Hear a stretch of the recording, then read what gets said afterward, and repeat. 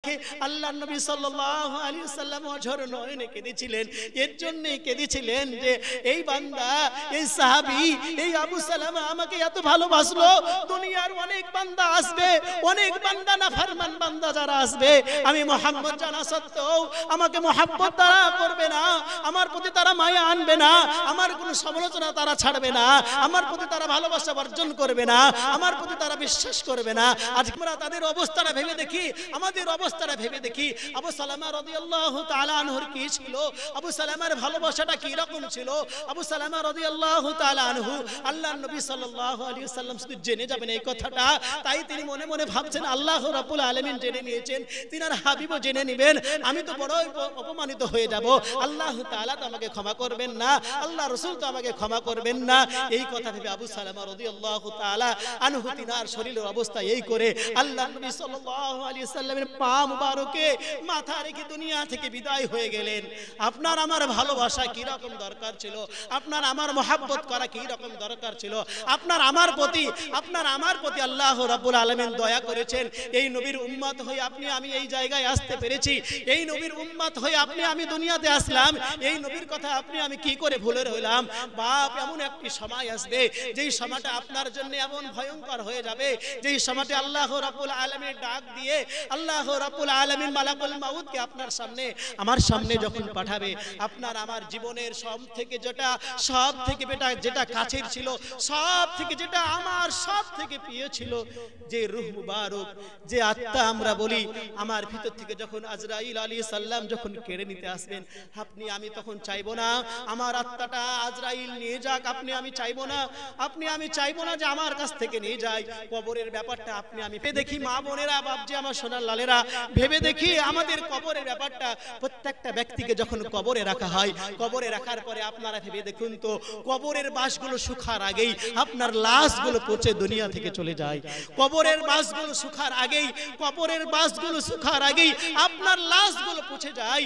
এই রূপ নিয়ে, এই যৌবন নিয়ে, এই শরীর নিয়ে আপনি এই দুনিয়াতে আমি আপনি চলাফেরা করছি, এই রূপ নিয়ে, এই যৌবন নিয়ে, এই শরীর নিয়ে মানুষকে আমরা তাকাত দেখাচ্ছি, শক্তি দেখাচ্ছি, বল দেখাচ্ছি, আল্লাহ তাআলার ইবাদত করতে যাচ্ছি না। আল্লাহ তাআলা আমাদেরকে ডাক দিয়ে বলছেন, ইয়া আইয়ুহাল ইনসানু মা গাররাকা বিরাব্বিকাল কারীম, ওরে বান্দারা, কি পেয়ে তোরা ভুলে গেলি, কি পেয়ে তোরা ভুলে রইলি, আমি আল্লাহকে তোরা ভুলে গেলি। আল্লাহ রাব্বুল আলামিনের পথে যে আমাদেরকে ফিরে আসতে হবে। আমাদের সময় অনেক চলে গেছে বাপ, আমাদের সময় অনেক চলে গেছে, আমরা ফিরে আসি। আমাদের ফিরে আসার যে বড়ই দরকার আছে। আল্লাহ তাআলা আমাদের মরণ দিবে, মরণের পরে প্রতিটা মানুষকে আল্লাহ তাআলার সামনে আপনাকে আমাকে নিজেই যে দাঁড় হতে হবে। সেই দিন আপনাকে আমাকে সাহায্য করার মতন যে একজন নবী সাল্লাল্লাহু আলাইহি সাল্লাম ছাড়া কেউ আপনাকে সেদিন সাহায্য করার মতন কেউ থাকবে না। এই নবীর প্রতি আপনি আমি ভালোবাসা অর্জন করতে পারছি না। এই নবীর প্রতি ভালোবাসার যে আপনার আমার বড়ই দরকার ছিল। আল্লাহর নবী সাল্লাল্লাহু আলাইহি ওয়াসাল্লাম এই ঈমানের ক্ষেত্রে, এই দাওয়াতের ক্ষেত্রে আল্লাহর নবী সাল্লাল্লাহু আলাইহি ওয়াসাল্লাম মানুষদেরকে একটি জায়গায় শুধু মানুষদেরকে ইসলামে দাওয়াত দেওয়ার সময় শুধু চুপ করে যেতেন, সেটা হচ্ছে মার কথা যখন আল্লাহর নবী যখন ভাবতেন, মানুষজনকে শুধু দাওয়াতের কাজ থেকে তাদেরকে ছাড় দিতেন। আমরা হাদিস শরীফে শুনেছি, কালকে যখন আমাদের সভাপতি সাহেব স্টেজে যখন আলোচনা করছিলেন, আবু হুরায়রা রাদিয়াল্লাহু তাআলা আনহুর কথা যখন আলোচনা করছিলেন, সেই সময়তে বলছিলেন আবু হুরায়রা রাদিয়াল্লাহু তাআলা আনহু যখন প্রথম ঈমান আনলেন, ঈমান আনার পরে যখন আবু হুরায়রা রাদিয়াল্লাহু তাআলা আনহু যখন আল্লাহর নবীর কাছে যাচ্ছেন, এই নবীর কাছে যাওয়া দেখে তিনার মার সহ্য হচ্ছে না। আবু হুরায়রা নবীর কাছে যাচ্ছ তুমি, তার মা তাকে আবু হুরায়রাকে মেরেছে। আবু হুরায়রাকে মারার পরে আল্লাহর নবীর কাছে শিকায়ত জানাচ্ছেন। আবু হুরায়রা বলছেন, ইয়া রাসূলুল্লাহ, ইয়া হাবিবাল্লাহ, আপনার দরবারে আসি বলে আমার মা আমাকে বড়ই কষ্ট দিয়েছে, আমার মা আমাকে মেরেছে, তাই আজকে আমার মন খারাপ। আল্লাহর নবী বলছেন, ও আবু হুরায়রা, তুমি কি তোমার মার জন্য আমার কাছে সুপারিশ করছো? আল্লাহর নবী সাল্লাল্লাহু আলাইহি সাল্লাম যখন এই কথা বললেন, আবু হুরায়রা বলছেন, ইয়া রাসূলুল্লাহ, ইয়া হাবিবাল্লাহ, আমি আমার মায়ের ব্যাপারে আপনার কাছে সুপারিশ করছি না, আপনার কাছে শুধু দুয়ার উদ্দেশ্যে চাই, শুধু দোয়া করে দিন, আপনি দোয়া করে দিন আমার মা যেন হেদায়েত পেয়ে যায়। আল্লাহর নবী সাল্লাল্লাহু আলাইহি সাল্লাম বলছেন, আবু হুরায়রা, তুমি যখন দোয়া চেয়েছো, নিশ্চয় আল্লাহ তাআলার কাছে আমি হেদায়েতের দোয়া করে দেব। আবু হুরায়রা যখন এই কথা বললেন, সাহাবীরা যখন ভাবছেন মনে মনে, আবু হুরায়রা মনে মনে ভাবছেন এই কথাটা আমি আবু হুরায়রা আল্লাহর নবীকে আমি হেদায়েতের দোয়ার কথা বলেছি, আমার মার কাছে আল্লাহর নবীর দোয়া আগে পৌঁছাই না আমি নিজে আগে দৌড়ে পৌঁছে যাই, এটাই আমি দেখতে চাই। আবু হুরায়রা রাদিয়াল্লাহু তাআলা আনহু ছুটতে আরম্ভ করলেন, দৌড়তে আরম্ভ করলেন। দৌড়তে যখন আরম্ভ করলেন আবু হুরায়রা রাদিয়াল্লাহু তাআলা আনহু দৌড় দেওয়ার সময়তে সাহাবীগণেরা দৌড়া দেখে আবু হুরায়রার পিছন দিক থেকে জামা টেনে ধরলেন। ও আবু হুরায়রা তুমি দৌড়ছো কেন? আবু হুরায়রা বলছে তোমরা আমাকে ছেড়ে দাও, তোমরা আমাকে ছেড়ে দাও, আমি আজ দেখতে চাই আল্লাহর নবীর দোয়া আমার মার কাছে আগে পৌঁছাই না আমি আগে মার কাছে পৌঁছাই। আবু হুরায়রা রাদিয়াল্লাহু তাআলা আনহু যখন আল্লাহর নবী সাল্লাল্লাহু আলাইহি সাল্লামের এই দোয়ার কথা যখন শুরু করলেন, আল্লাহর নবী আবু হুরায়রা ছুটতে আরম্ভ করার পরে আবু হুরায়রা যখন মার দরবারে যখন পৌঁছে গেলেন, পৌঁছে যাওয়ার পরে মার দরজার সামনে বলছে যে মা দরজা খুলো। যখন দরজাতে বাড়ি দেওয়ার সঙ্গে সঙ্গে মা জননী দরজা খুলে বলছেন আবু হুরায়রা তুমি এসেছো, আবু হুরায়রা তুমি এসেছো। ডাক শুনে বোঝা যাচ্ছে মধুর ডাক, ডাক শুনে বোঝা যাচ্ছে মার কণ্ঠনালী থেকে হেদায়েতের ডাক এসেছে। আবু হুরায়রা বুঝতে পারলেন আল্লাহর নবী সাল্লাল্লাহু আলাইহি সাল্লামের হেদায়েতের ডাক, তিনার দোয়া আমার মার কাছে আগে পৌঁছে গেছে। মার কাছে পৌঁছায়নি, শুধু মার কাছে শুধু পৌঁছায়নি, আবু হুরায়রার মা বলছেন যে ও আবু হুরায়রা আমি বুঝতে পেরেছি, আমি বুঝতে পেরেছি তুমি যেই পথে আছো সেই পথটা হচ্ছে সত্য, তুমি যাকে মেনেছো সেটা হচ্ছে সত্য, তুমি যার প্রতি ঈমান এনেছো আল্লাহর নবী সে হচ্ছে সত্য, চলো আমাকে নিয়ে চলো, আমাকে নিয়ে চলো সেই নবীর কাছে আমি একবার গিয়ে আমি দেখা করতে চাই এবং আমি তার প্রতি ঈমান আনতে চাই, আল্লাহ তাআলাকে বিশ্বাস করতে চাই। আবু হুরায়রা বুঝতে পারলেন একটি বাচ্চা ছেলে 50 টাকা দিয়েছে, যে উদ্দেশ্য করে যে নিয়াত করে দিয়েছে আল্লাহ রাব্বুল আলামিন তার দানকে যেন কবুল করে নেয়, সকলে বলি আল্লাহুম্মা আমিন। আবু হুরায়রা রাদিয়াল্লাহু তাআলা আনহু বুঝতে পারলেন যে আল্লাহর নবীর দোয়া আবু হুরায়রার মার কাছে আগে পৌঁছে গেছেন। আল্লাহর নবী সাল্লাল্লাহু আলাইহি সাল্লাম এই হাদিসের মর্ম এটাই বোঝাতে চাইলেন যে তোমরা নিজের মার প্রতি তোমরা কাউরি কাছে তোমরা শিকায়ত করো না, কোন মায়ের জন্য তোমরা কোন সন্তান কাউরির কাছে তোমরা শিকায়ত করো না। আবু হুরায়রা যখন বলেছেন ওগো আল্লাহর নবী আপনি আমার মায়ের জন্য দোয়া করে দিন, তার আগে বলেছেন আমার মা বড়ই মারে, আমাকে বড়ই ঠাট্টা বিদ্রুপ করে, আমাকে কষ্ট দিয়েছে। তো আল্লাহর নবী কি বলেছিলেন যে তুমি কি তোমার মার ব্যাপারে আমাকে শিকায়ত জানাতে চাইছো? তো আল্লাহর নবী বলেছিলেন, আল্লাহর নবীর কাছে বলেছিলেন আবু হুরায়রা না, আমি সুপারিশ জানাচ্ছি না, শিকায়ত জানাচ্ছি না, শুধু হেদায়েতের দোয়া চাই। তো আমরা কোন মানুষ কোন মা বাপকে আমরা কষ্ট দেব না। মা বাপকে কষ্ট দিলে কি হয় শুনুন, মা বাপকে কষ্ট দিলে কি হয় শুনুন। আব্দুর রহমান একজন ব্যক্তির নাম ছিল, আব্দুর রহমান এমন একজন নাম ছিল আল্লাহর নবী সাল্লাল্লাহু আলাইহি ওয়াসাল্লামের কাছে সবথেকে আল্লাহ তাআলার কাছে সবথেকে আব্দুর রহমান এবং আব্দুল্লাহ অত্যন্ত প্রিয় নাম ছিল। একজন ব্যক্তি আল্লাহ তাআলার রাস্তায় বেরিয়ে যাবে, রাস্তায় তোমার সন্তান যদি এই পৃথিবীতে আসে, এই পৃথিবীতে আসার সঙ্গে সঙ্গে যদি তোমার সেই সন্তানটা ছেলে হয় সেই ছেলের নাম দিবে তুমি আব্দুর রহমান, আর যদি তোমার যদি কোনো রকমের মেয়ে সন্তান হয়, মেয়ে সন্তান হলে তার নাম দিবে তুমি ফাতেমা, নবীর বিটির নাম ফাতেমা তুমি নাম দিবে, আব্দুর রহমান তুমি ছেলের নাম দিবে যদি ছেলে সন্তান হয়। মা সেই মোতাবেক স্বামীর কথা ভেবে এই কথা ভাবছেন, সব থেকে খুশি হয় মা সন্তান জন্ম দিলে যে সন্তানকে দুনিয়াতে নিয়ে আসবেন সেই সন্তানকে আনার সময় যে দেখভাল করবে, পিতাও আসলেন না, পিতার কথা মোতাবেক স্বামীর কথা মোতাবেক সেই মা জননী তখন কি করছে, মা জননী যখন দুনিয়াতে যখন সন্তানকে দুনিয়াতে আনলেন, আনার সঙ্গে সঙ্গে দেখছেন যে আমার ছেলে সন্তান জন্ম নিয়েছে, স্বামীর কথা মোতাবেক সেই মা জননী সঙ্গে সঙ্গে তার নাম রেখে দিলেন আব্দুর রহমান, বলে আলহামদুলিল্লাহ। সেই বাচ্চার নাম মা রেখে দিলেন আব্দুর রহমান। আব্দুর রহমান যখন সেই বাচ্চার নাম রাখলেন, বাপ ছিলেন বড়ই একজন মুজাহিদ, বাপ ছিলেন বড়ই একজন দিনের দাওয়াতের প্রতি কাজ করনেওয়ালা লোক।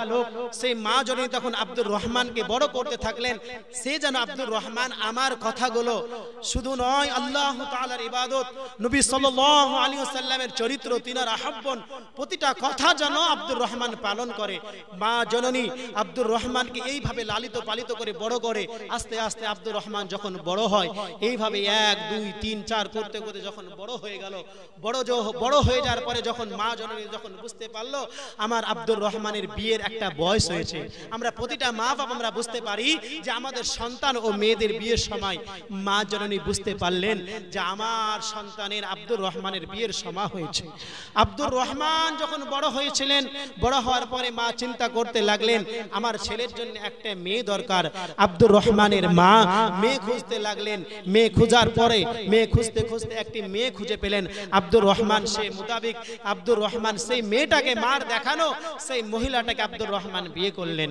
বিয়ে করার পরে আব্দুর রহমান যখন ঘরে আনলেন সেই নারীকে, ঘরে আনার পরে আব্দুর রহমান মনে মনে চিন্তা করছেন আমার বিয়ের প্রায় অনেক দিন হয়ে গেল, আমি তো একাই বাড়িতে নয়, আমার মা আছে, আমার স্ত্রী আছে, এবার আমাকে বাড়ি থেকে বাইরে আমাকে কাজে যেতে হবে, আমার কিছু টাকা পয়সার আমার দরকার আছে। আব্দুর রহমান কি করলো সেই মোতাবেক দুনিয়ার কথা এই মোতাবেক আমরা প্রত্যেকেই আমরা এই কাজটাই করে থাকি। যখন আমাদের সংসার যখন আস্তে আস্তে বড় হয় আমরা প্রত্যেক জনাই কিন্তু আমাদের সন্তানের কথা ভেবে, আমাদের মায়ের কথা ভেবে, আমাদের ছেলের কথা ভেবে, আমাদের স্ত্রীর কথা ভেবে কিন্তু আমরা পুরুষরা কিন্তু আমরা বাইরে চলে যাই। বাইরে চলে যাওয়ার পরে আমরা টাকা পয়সা উপার্জন করার জন্য আব্দুর রহমান সেটাই করলেন। আব্দুর রহমান যখন চলে গেলেন, আব্দুর রহমান চলে যাওয়ার পরে বাপ এইভাবে কয়েক মাস খুব সুন্দর চলতে লাগলো, খুব সুন্দর ভালো চলছে। আব্দুর রহমান বাড়ি আসে, বাড়ি আসার পরে দেখছে খুব সুন্দর চলছে, মা এবং স্ত্রী খুব সুন্দর ভালো আছে। এইভাবে কয়েক মাস যখন গেল, কয়েক মাস যাওয়ার পরে এইবার দেখুন ভয়ঙ্কর চেহারা কি আসছে। আব্দুর রহমান যখন দ্বিতীয়বার যখন চতুর্থবার যখন পঞ্চমবার যখন বাইরে গেলে, 6 বার যখন আব্দুর রহমান যখন বাইরে চলে গেলেন, 6 বার বাইরে যাওয়ার পরে আব্দুর রহমানের এবার স্ত্রীর আসল রূপের চেহারা ধারণ করছেন। তিনার স্ত্রী কি রূপ নিচ্ছেন? স্ত্রী রূপ নিচ্ছেন। সেই সমাজে আমরা কিতাবে পেয়েছি সেই সময়টা চলছে প্রত্যন্ত ঠান্ডা কনকনে সময়। আব্দুর রহমান কাজে আছেন, এইদিকে আব্দুর রহমানের স্ত্রী এইদিকে বাড়িতে থাকে, কনকনে ঠান্ডা চলে। আব্দুর রহমানের স্ত্রীর রূপ ধারণ গিরগিট্টির মতন। তিনার মাকে কি করলেন, তিনার মায়ের যত কিছু ল্যাব কথা ছিল সেই সমস্ত ল্যাবগুলোকে তিনি তিনার মার ঘর থেকে নিয়ে নিজের ঘরে চলে আসলেন। এই ঘরে যখন নিজের ঘরে আব্দুর রহমানের স্ত্রী যখন নিজের ঘরে রাখলো, মা কষ্ট করে রাত কাটিয়ে দেয়। আব্দুর রহমানের স্ত্রী রাত এই অবস্থায় কাটায়। মা জননী বড়ই কষ্ট করে ঠান্ডা প্রহরিত হবে, ঠান্ডা পোহে আব্দুর রহমানের মা রাত কাটাচ্ছেন। আব্দুর রহমান এক এক করতে করতে যখন আব্দুর রহমানের যখন বাড়ি আসার সময় হলো, আব্দুর রহমানের স্ত্রী প্রতিদিন যা করে সে রাত্রি বেলায় ল্যাবগুলোকে নিজের ঘরে নিয়ে চলে আসে। দিন হলেই পরে আব্দুর রহমানের মার ঘরে নিয়ে চলে যায় ল্যাবগুলোকে। আব্দুর রহমানের স্ত্রী প্রতিদিন এই কাজ করতে থাকে। দিনের বেলায় যখন আব্দুর রহমান যখন কাজ থেকে ফিরে আসার পরে আব্দুর রহমানকে তিনার স্ত্রী বলছে, ও আমার স্বামী জান, তোমার মা জননী আজ কয়েক মাস আমার সঙ্গে ভালোভাবে চললো, আজ 6 মাস হয়ে গেল। দেখো 6 মাস পরে যখন তুমি কাজে গেছো, তোমার মা আমাকে এই ঠান্ডার সময় এত কষ্ট করে রেখেছে, এত কষ্ট করে দিয়ে সব কিছু উল্টো করে দিচ্ছে। আব্দুর রহমানের স্ত্রী সব উল্টো করে দিয়ে বলছেন, ওগো আমার স্বামী জান, দেখো তোমার মায়ের ঘরে সমস্ত কিছু রাখা আছে, আমাকে ঠান্ডার সময় রাত্রি বেলাতে এত কষ্ট দেয়, আমার সত্যি বড় অসুবিধা হয়। তুমি দেখো তোমার মার ঘরে সমস্ত কিছু দেখতে পাবে। আব্দুর রহমান কোনো চিন্তা ফিকির না করে আব্দুর রহমান মায়ের ঘরে চলে গেলেন। আব্দুর রহমানের মায়ের ঘরে যাওয়ার সঙ্গে সঙ্গে দেখতে পেলেন যে আব্দুর রহমানের মায়ের ঘরে সমস্ত কিছু ল্যাব কথা সব কিছু আছে। আব্দুর রহমানের মনে একটা সন্দেহ হলো, নিশ্চয় মা জননী হয়তো কিছু একটা ভুল করেছে। আব্দুর রহমান প্রথমে কিছু নিল না। এইভাবে দ্বিতীয়বার আব্দুর রহমানের কাজে চলে গেলেন। আব্দুর রহমান যখন বাড়িতে থাকে, আব্দুর রহমানের স্ত্রী এত ভালো হয়ে যায়। আব্দুর রহমান যখন বাড়ির বাইরে চলে যায়, যখন বিদেশে চলে যায়, আব্দুর রহমানের মার সঙ্গে তিনার স্ত্রী এত খারাপ ব্যবহার করে, এত খাবার ব্যবহার করে। আব্দুর রহমানের মাকে আব্দুর রহমানের স্ত্রী এত কষ্ট দেয়, এত লাঞ্ছিত করে, এত বঞ্চনা করে। আব্দুর রহমানের মা সব কষ্ট সহ্য করতে পারে। এই কষ্ট সহ্য করে আব্দুর রহমান যখন আবার বাড়ি আসলেন, বাড়িতে আসার পরে আব্দুর রহমান দেখছে, আসার সঙ্গে সঙ্গে আব্দুর রহমানকে তিনার স্ত্রী বলছে, ও স্বামী জান, তুমি তো জানো আমি গর্ভবতী আছি, আমার পেটে তোমার সন্তান আছে, তুমি বিদেশ গেছো, বিদেশে চলে যাওয়ার পরে তুমি জানো না তোমার মা জননী আমাকে এত কষ্ট করে গেছে, এত কষ্ট দিয়েছে, তোমার মা আমাকে এত মেরেছে, লাঠা দিয়ে আমাকে মেরেছে, দেখো আমার অবস্থা এই রকম করে দিয়েছে। আব্দুর রহমানের স্ত্রী প্রতিটা কথা উল্টো দিয়ে মায়ের উপর দুর্নাম চাপিয়ে দিয়ে, মায়ের উপর বদনাম চাপিয়ে দিয়ে আব্দুর রহমান এবার বিশ্বাস করে নিল। বিশ্বাস করে নেওয়ার পরে আব্দুর রহমানের মা বড়ই কষ্ট সহ্য করে, ঠান্ডার সময়তে আব্দুর রহমানের মা ঠান্ডা সহ্য করে নিয়ে, ঠান্ডা লেগে গেছে। আমাদের প্রত্যেকটা ব্যক্তির আমরা জানি আলহামদুলিল্লাহ, দুইটি বাচ্চা ছেলে 100 করে 200 টাকা দান করেছে। আলহামদুলিল্লাহ, আল্লাহ তাআলা যে উদ্দেশ্যে দিনিয়াতে দান করেছে সেই উদ্দেশ্য যেন পূরণ করে দেয়। সকলে বলি আল্লাহুম্মা আমিন। আব্দুর রহমান যখন বাড়ি আসলেন, বাড়ি আসার পরে এই কথা যখন দেখতে পেলেন, আব্দুর রহমানের কাছে যখন তিনার স্ত্রী সব কথা খুলে বলল, খোলা বলার সঙ্গে সঙ্গে তিনার কথাগুলো আব্দুর রহমান বিশ্বাস করিল। মা জননীকে ঠান্ডা লেগে গেছে। আমরা প্রত্যেক জনায় যখন ঠান্ডার অবস্থায়, ঠান্ডা যখন কোনো মানুষকে লাগে, বেশি ঠান্ডা হলে কি করি আমরা? দিনের বেলাতে আমরা সূর্য তাপটাকে আমরা গায়ে নিই। কি বাপ লেগে না বলে মা বলে না, আমরা লেগে নিই না, আমরা সূর্য তাপটাকে আমরা নিজের গায়ে নিই। আব্দুর রহমানের মা পুকুরের পাড়ে গিয়ে আব্দুর রহমানের মা সেই সূর্য তাপটাকে নিচ্ছে। রাত্রিবেলাতে এত কষ্ট করে সে দিন কাটাচ্ছে, রাত্রি কাটাচ্ছে। আব্দুর রহমানের মাকে ঠান্ডা লেগে গেছে। আব্দুর রহমান না বুঝে না জেনে শুনে আব্দুর রহমানের কথা, স্ত্রীর কথা শুনে আব্দুর রহমান দৌড়তে গিয়ে আব্দুর রহমানের মাকে পিছন থেকে বাপ লাত মেরে আব্দুর রহমানের মাকে পুকুরে ফেলে দিয়েছে। এই করুণ অবস্থা ভেবে দেখুন, আমরা মা জননীকে যারা আমরা আঘাত করে থাকি, দুনিয়াতে যারা আমরা মা বাপের পরে আমরা আঘাত করে থাকি, এই অবস্থা আব্দুর রহমান করলো। তিনার মাকে যখন হাত তুললো, আব্দুর রহমান যখন মারলো, মা যখন পুকুরে পড়ে গেল, প্রতিটা মানুষ আলোচনা করতে লাগলো, আব্দুর রহমান বিয়ে হওয়ার আগে এত ভালো ছিল, আব্দুর রহমান বিয়ে হওয়ার আগে এত ভালো ছিল, এত সুন্দর ছিল, তার মাকে এত ভালোবাসলো। এই ছেলেটা বিয়ে হয়ে যাওয়ার পরে তার খারাপ হয়ে গেল স্ত্রীর চক্রান্তে। এই সমস্ত কিছু আমাদের সংসারে, আমাদের পরিবারে, আমাদের মহল্লায় আলোচনা হয়। এই কথা যখন ভাবছেন, ভাবার পরে মানুষ যখন আলোচনা করতে লাগলো, আব্দুর রহমান কিভাবে এই কথা ভাবতে পারছে। মা জননীকে গ্রামবাসীরা তুললো, তোলার পরে তখন তিনার স্ত্রী বলছে, ও আব্দুর রহমান, আমার প্রাণের স্বামী, তোমাকে আমি শেষ কথা বলে দিই, হয় তোমাকে এই বাড়ি ছেড়তে হবে, আর না হলে তোমাকে আমাকে ছেড়তে হবে। স্ত্রী এই যখন আহ্বান করছে স্বামীকে বলছে, ও আমার স্বামী আব্দুর রহমান, তুমি আমাকে ছাড়ো, না হলে এই বাড়ি ছাড়ো, তোমার মার জ্বালা আমি সহ্য করতে পারছি না। আমাদের প্রত্যেকটা মানুষের সংসারে যাদের অশান্তিগুলো আছে, এটাই হয়ে থাকে, এটাই ভেবে থাকি আমরা। আব্দুর রহমান দুর্বলতা অনুভব করলে আমার প্রাণের স্ত্রীকে আমি ছাড়তে পারবো না। আব্দুর রহমান বলল, ঠিক আছে, আমি বাড়ি ঘর ছেড়ে দিলাম, চলে যাই। কোথায় যাবে বলো? আব্দুর রহমানের স্ত্রী বলছে, চলো, কোথায় যাবে? চলো আমরা শ্বশুর বাড়ি, তোমার শ্বশুর বাড়ি চলে যাই, আমার বাপের বাড়ি চলে যাই। আব্দুর রহমানের স্ত্রী আব্দুর রহমানের হাত ধরে বাপের বাড়ি চলে গেল। আব্দুর রহমান যখন বাপের বাড়ি ছেড়ে, নিজের বাড়ি ছেড়ে, আলহামদুলিল্লাহ, দেখেন আমাদের প্রধান বক্তা একবার নারে লাগায়, নারায়ে তাকবীর, নারায়ে তাকবীর, নারায়ে রিসালাত, নারায়ে রিসালাত।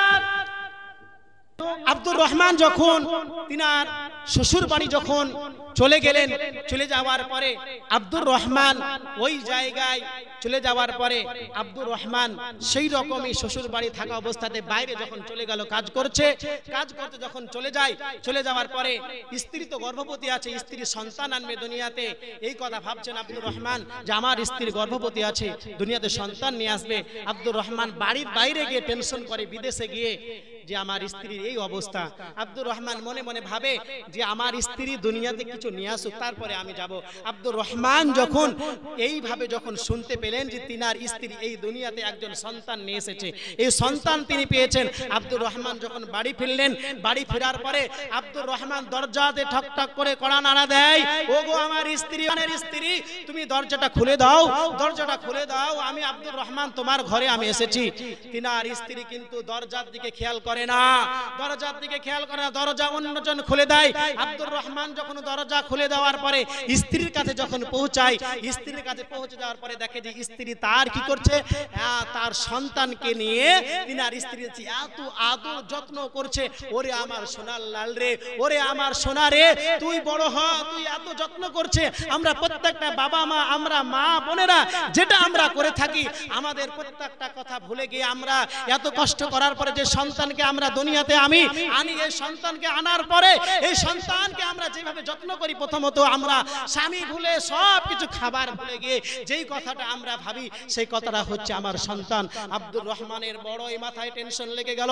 আব্দুর রহমান বুঝতে পারলো যে আমার বড়ই ভুল হয়ে গেছে, আমার বড়ই ভুল হয়ে গেছে, আমি যে বড়ই ভুল করে ফেলেছি। এই যে আমার স্ত্রী আজকে যে সন্তানকে নিয়ে আদর যত্ন দিচ্ছে, একদিন নিশ্চয় আমার মা বাপও, একদিন আমার মাও আমাকে এই কষ্ট করে আমাকে এই লালন পালন করেছিল, আমাকে এইভাবে কষ্ট করেছিল। সব কিছু দুনিয়ার ত্যাগ ভুলে, সব কিছু দুঃখ ভুলে আমাকে এইভাবে সে মানুষ করেছিল আমাকে। আব্দুর রহমান বুঝতে পারার সঙ্গে সঙ্গে আব্দুর রহমান ছুটতে আরম্ভ করলো। ছুটতে ছুটতে মায়ের দরবারে যখন আব্দুর রহমান পৌঁছে গেল, পৌঁছে যাওয়ার পরে আব্দুর রহমান পৌঁছে যাওয়ার সঙ্গে সঙ্গে মায়ের দরবারে গিয়ে ডাক দেয়, মা জননী আমি আব্দুর রহমান ফিরে এসেছি। বাজি প্রতিদিন মুখ চেয়ে চাতক পাখির নাই চেয়ে থাকে আমার আব্দুর রহমান নিশ্চয়ই একদিন ভুল বুঝতে পারবে, আব্দুর রহমান আমার দরবারে ফিরে আসবে। মা জননী দোয়া দেখুন, মা জননী চাওয়া দেখুন, মা জননী চাওয়া দেখুন। আব্দুর রহমান সেই মোতাবেক মায়ের দরবারে ফিরে আসলো। মায়ের দরবারে ফিরে আসার পরে সব কিছু বুঝতে পারলো, সব কিছু উল্টে তিনার স্ত্রী তাকে অত্যাচার করেছিল। মা জননীকে এই অপবাদটা মায়ের কাছে আব্দুর রহমানের স্ত্রী লাগিয়ে দিয়েছিল।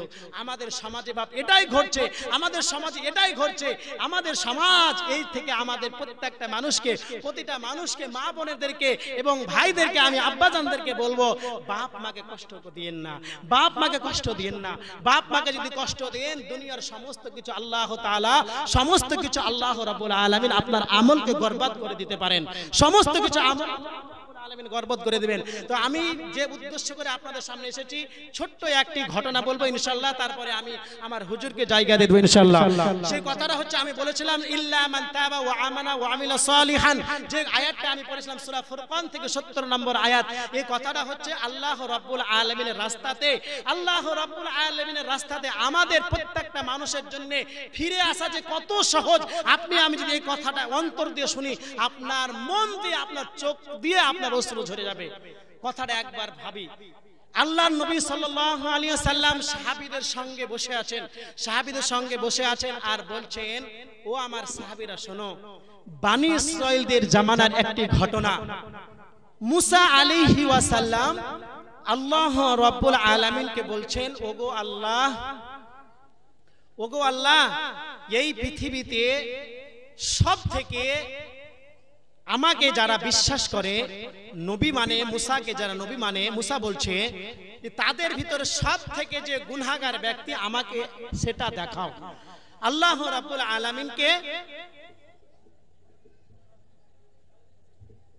একজন বাপ 100 টাকা দিয়েছে।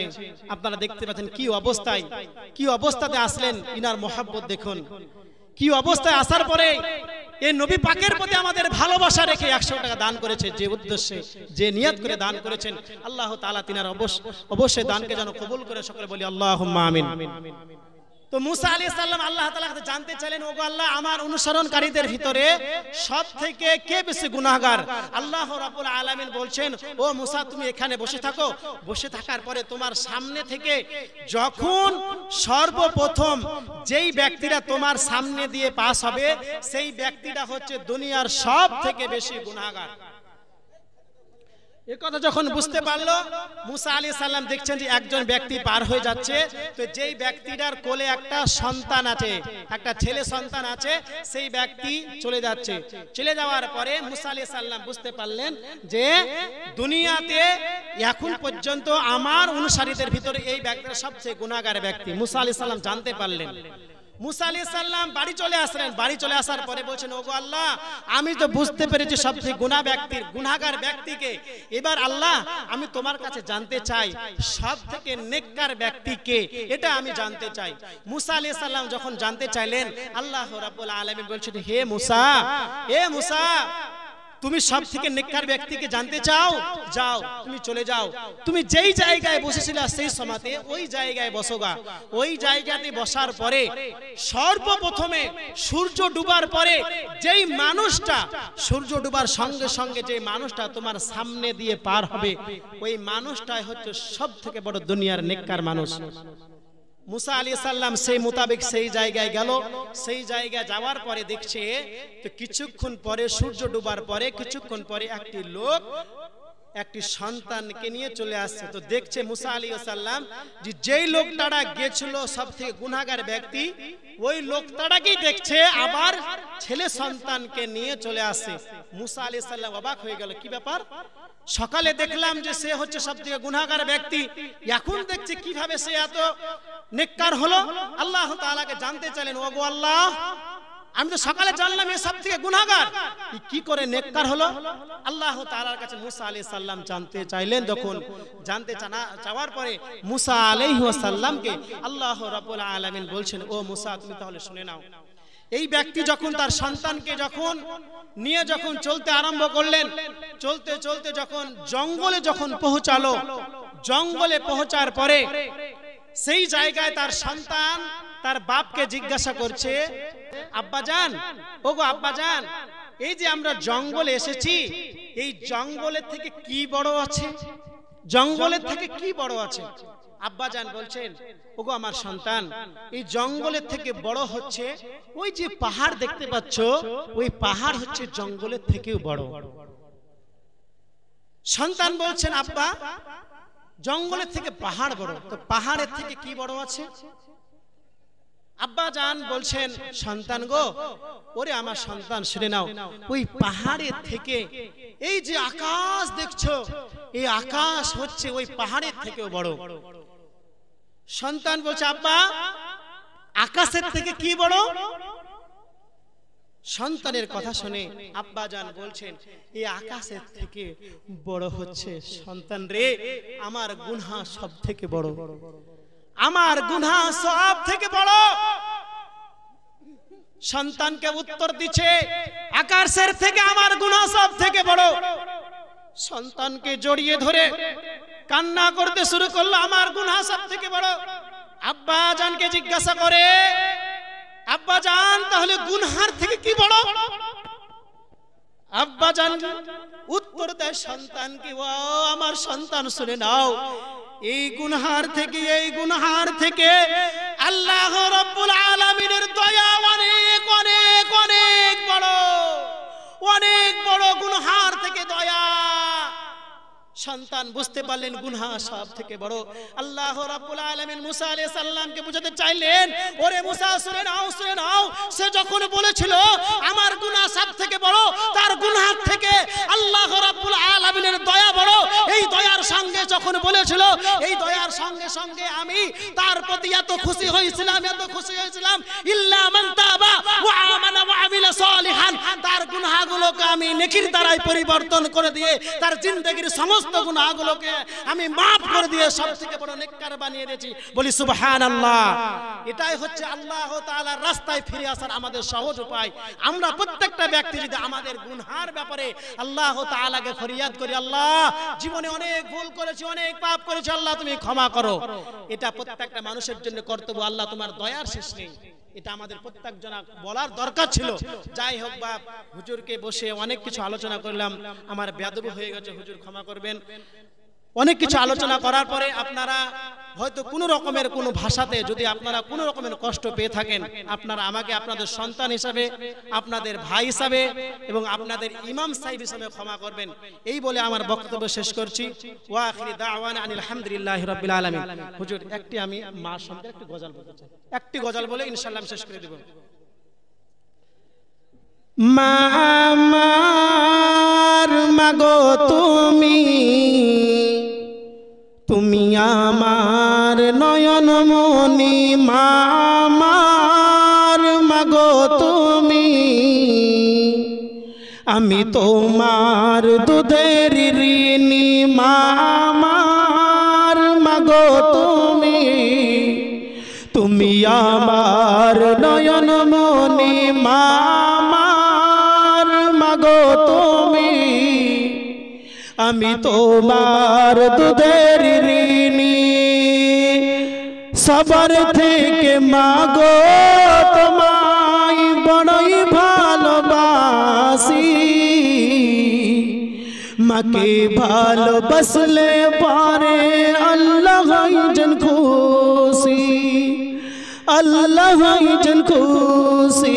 মা আমার মাগো তুমি, আমি তোমার নয়ন মনি মা আমার মাগো তুমি আমি তোমার দুধের ঋণী সন্তান জন্মের ঠিক 40 দিনের ভিতর যদি মায়ের মৃত্যু হয় আল্লাহ পাকের মন মাগে ফেরেশতারা খবর দেয় ফেরেশতারা খবর দেয় মাগো তুমি জান্নাতের রানী মাগো তুমি জান্নাতের রানী সদা হবে না কোনো দিন সদা হবে না কোনো দিন এক ফোঁটা মায়ের দুধের দেনা মা আমার মাগো তুমি তুমি আমার নয়ন মনি মা আমার মাগো তুমি আমি তোমার নয়ন মনি মা আমার মাগো তুমি আমি তোমার দুধের ঋণী। আসসালামু আলাইকুম ওয়া রাহমাতুল্লাহি ওয়া বারাকাতুহু। একজন ভাই এসে 150 টাকা দিয়েছে, আল্লাহ তাআলা তিনার দানকে যেন কবুল করে, সকলে বলি আল্লাহুম্মা আমিন।